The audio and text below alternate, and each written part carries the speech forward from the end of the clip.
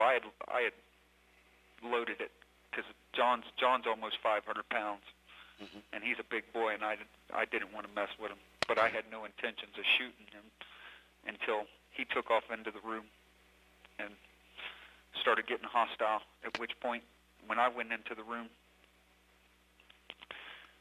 and I heard 2 shots, I fired a round around the corner, which caught him in the side of the head. When I looked around the corner, he was holding his head and blood was pouring out. When I fired and seen that he was like that, I come around the corner to get closer to him to look at him. He grabbed me by my sleeve, and I was so scared I pulled the gun and I fired 2 more shots into the top of his head.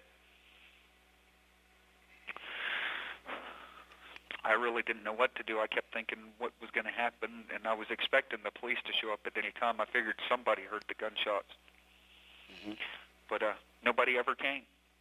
So I fed my children, let them watch TV, and I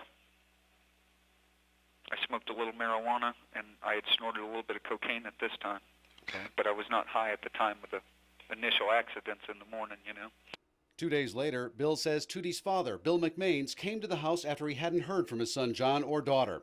McMains had a key, and a surprised Bill Wells found himself in another confrontation. He come in and he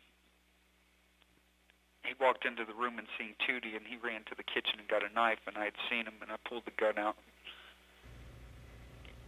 We went back towards my son's room, and he went in there, and he, when he made that, I shot him in the side of the head, and I drug him on into my son's room, and I covered him up with some blankets, and I brought my son's clothes out of the room, the bulk of his clothes out of the room, and I shut the door and wouldn't let him back in there.